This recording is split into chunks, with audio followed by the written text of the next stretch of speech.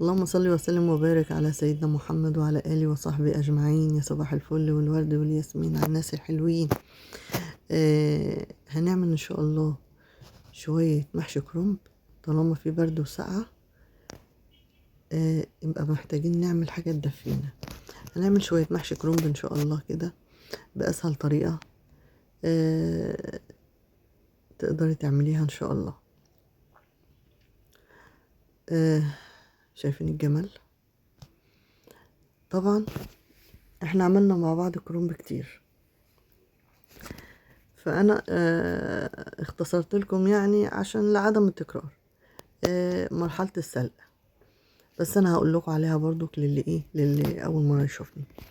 انا جبت اللهم صل على النبي حلة مليانة مية وهنحطها على النار، وهنحط معاها معلقة ملح ومعلقة كمون بس. سيبك بقى من اللي يقولك حطي كوباية لبن على المية بتاعت السلق عشان مش عارفة ايه، دي افتكاسات ملهاش لازمة يعني، ولا بتعمل اي حاجة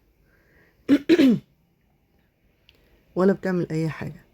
اصلا لما اللبن بينزل على المية بيقطع، بيبقى عامل زي الجبنة كده على وش المية، فملهاش لازمة يعني ايه. هدر ملوش لازمة يعني.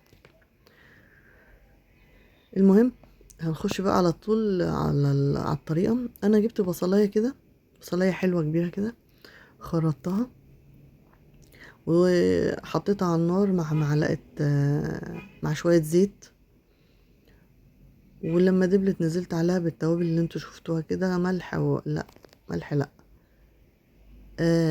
كمون، فلفل اسود، نعناع ناشف، وكزبرة ومكعب مرق. ونزلت بثلاث معالق كده من الصلصة وشوحناهم شوية مع البصل والبهارات.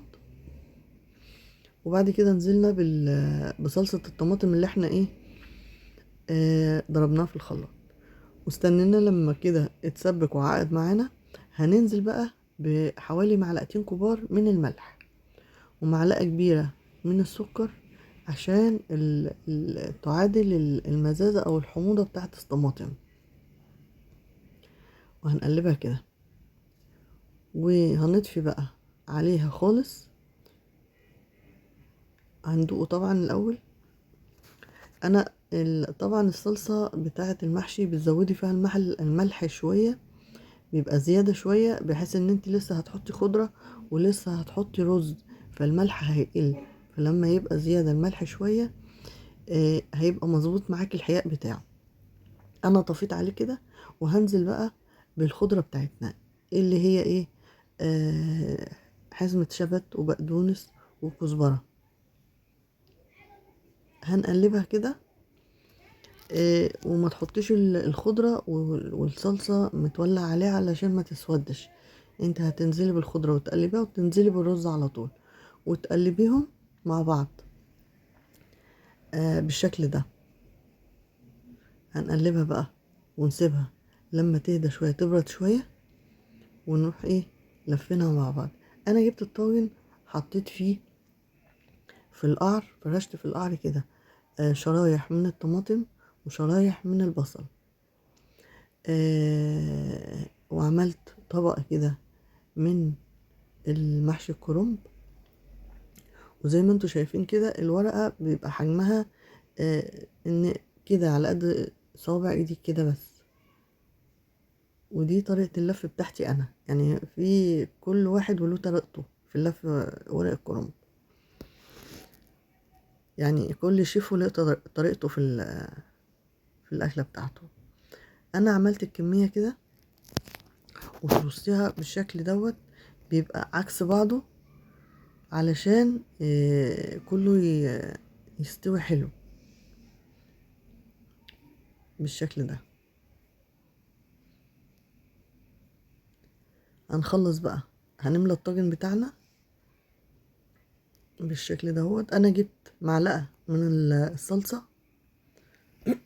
عفوا، حطيت عليها حوالي مغرفة كبيرة من شوربة اللحمة، ونزلت بيها كده. طبعا الشوربة متحيقة وحلوة ومظبوط ملحها. ونزلت بعد كده بمغرفتين كمان 3 من الشوربة. المهم الشوربة تبقى يدوبت كده بسوى المحشي، ما تكتريش عن كده، علشان انت لسه في خضار انت حاطاه في قعر الطاجن، فهينزل ميه. هنجيب بقى معلقه كبيره من الزبده كده، وممكن كمان معلقه من القشطه، وممكن معلقه يعني زبده وقشطه مع بعض، ولو عندك سمنه بلدي يبقى الله على الجمال، هتاخدي احلى طعم.